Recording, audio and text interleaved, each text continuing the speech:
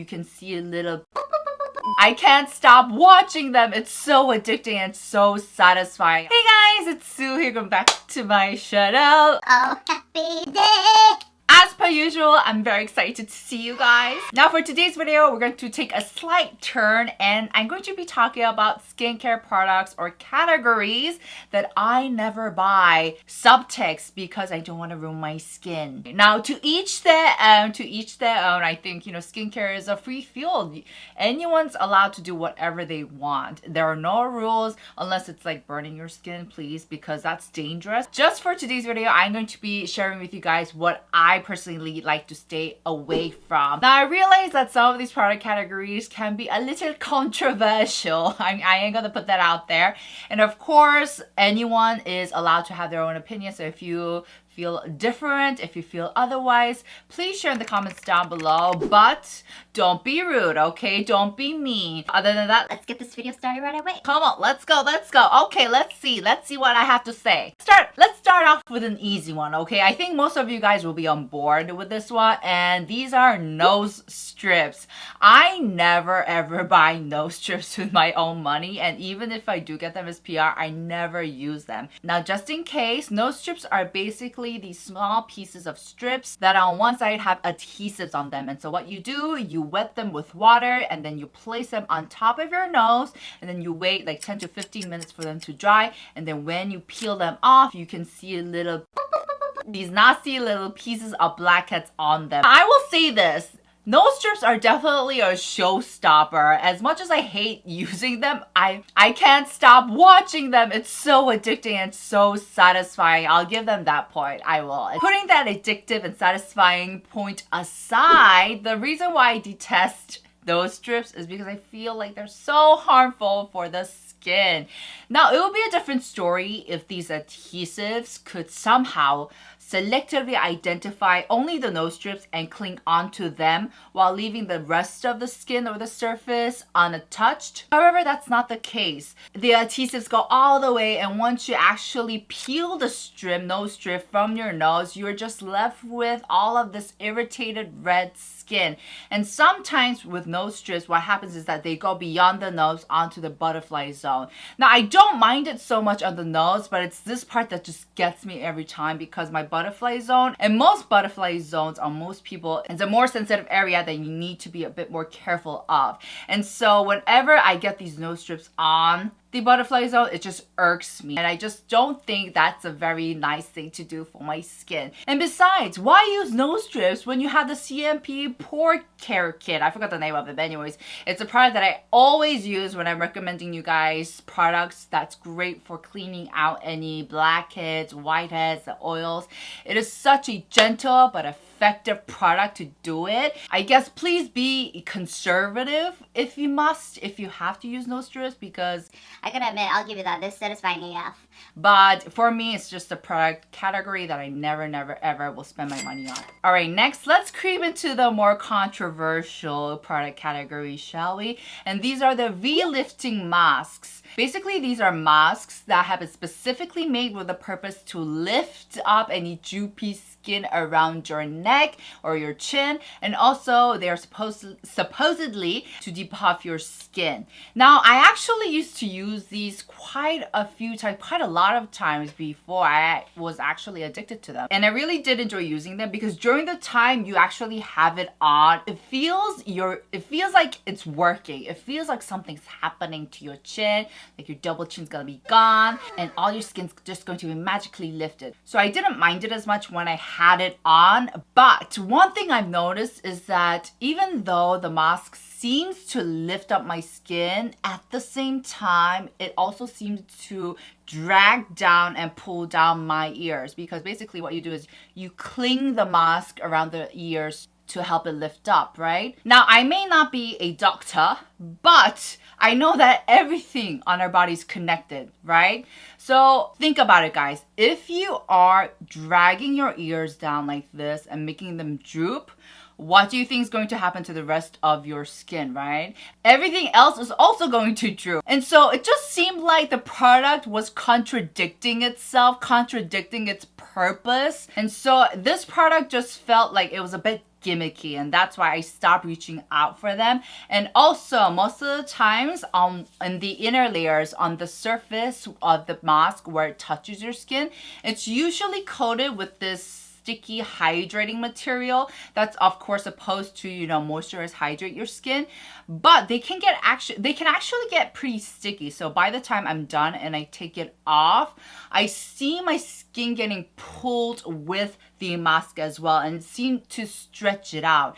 Now once again, this mask is supposed to help uplift and tighten my skin, whatever, but in that process of me taking off, it seemed to do the opposite thing. So it's just so many contradictions and so many missed points, and so I just stopped using them. The next product category that I'll be talking about is a category that I think some people, not a lot, but there's definitely fans out there, and these are peeling products. Basically, these peeling products that I'm referring to are products with a very, very high percentage of chemical exfoliants. So you apply them on for like a minute and then you immediately wash them off. Now, I definitely see the appeal behind these products. It's like getting a nice peeling treatment as you would at a clinic and getting fast results without paying the hefty price.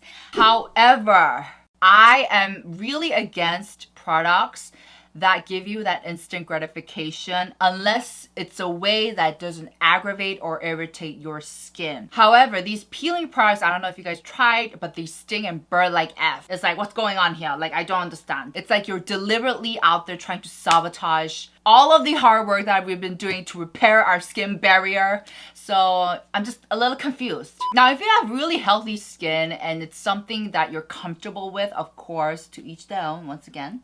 However, I think that if you really want a peeling treatment, it's best if you seek the advice and help of a professional who can give you legit advice based on how your skin condition is, and you can have that nice concrete conversation that will provide you the best result. And so I am definitely not an advocate of these peeling products. I have tried them, but it was like a huge instant no for me. I'd rather take the slow way and use, regular chemical, the good old buddies of ours, like the PHA from ISOE, what else? AHA from Cosrx. I just don't think it's necessary. Now, if you guys have St. Ives in the US, we have sugar scrubs in Korea.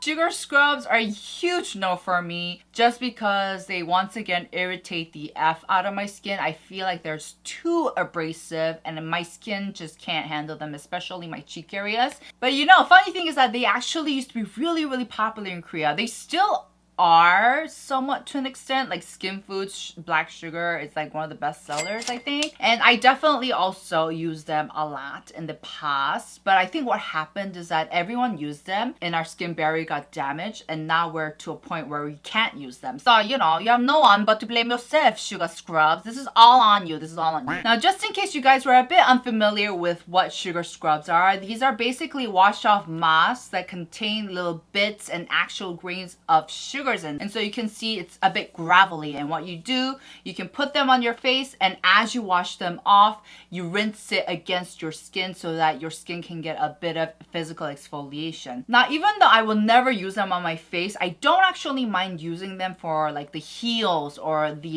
the end of 뭐냐 이거 팔꿈치. What do you say 팔꿈치 in Korean? elbow. Yes, I think because these parts or these areas have thicker skin, the sugar scrubs are a bit more apt to use in the area. But would I ever buy them to use for my face?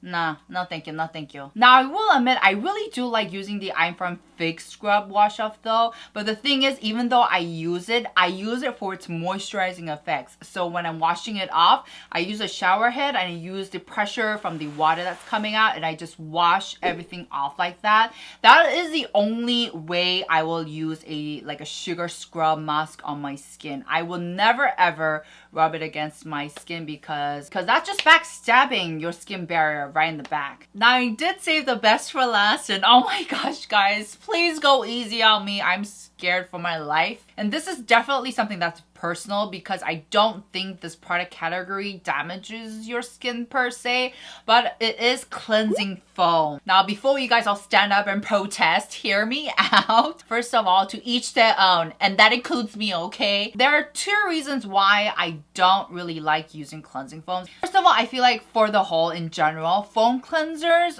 are just a bit more harsh. Of course, I'm not talking about gel cleansers. I'm not talking about like the really subtle ones. I'm just talking about the general foam cleansers out there. I just feel like they're a bit too harsh for my skin. And I just think that there are just better alternatives for me to use out in the market. Like for example, like I said, gel cleansers, milk cleansers. The second reason why I don't like using foam cleansers is that for the most part, they don't really do a good job in removing my like eye makeup. And y'all know I like to stick to one product when I'm cleansing my face. As a matter of fact, if I do go in with a double cleanser, I start breaking out. Not the big hormonal ones, they have nothing to do with this. But you know those like little pimples that arise due to damaged skin barrier? Yeah, I get those. I start breaking out. So I rather use the same like subtle gentle cleansers twice instead of using an oil cleanser and a foam cleanser. That's just too harsh for my skin, and I know what my skin likes. And so because I only like using one cleansing product, I just rather go with an oil cleanser that just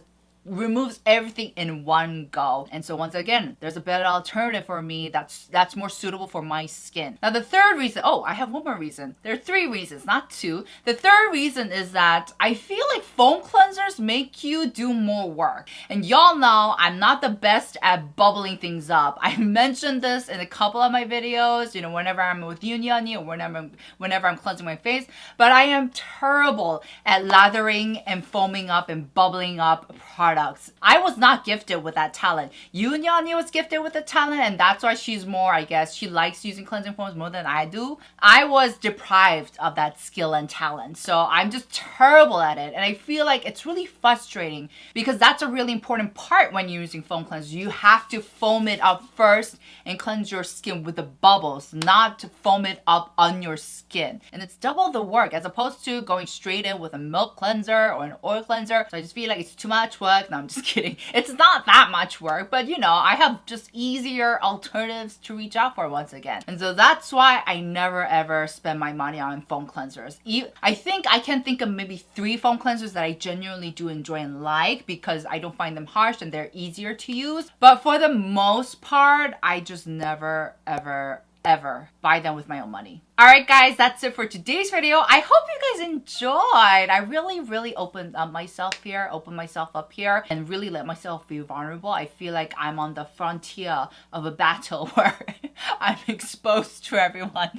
So please go easy on me. I know there's so many of you guys out there who love using foam cleansers, and I know there are other like utensils, devices which you can use to make the bubbling up process easy, but I'm just like, I'm a lazy girl. You guys know that. I don't have the energy to do that. So please, I hope no one gets offended. And please remember that skincare is all about just having fun and relaxing and just looking after yourself. So no hard feelings here, eh? No hard feelings. Alright guys, make sure to like this video and I'll see you guys in my next. Ciao!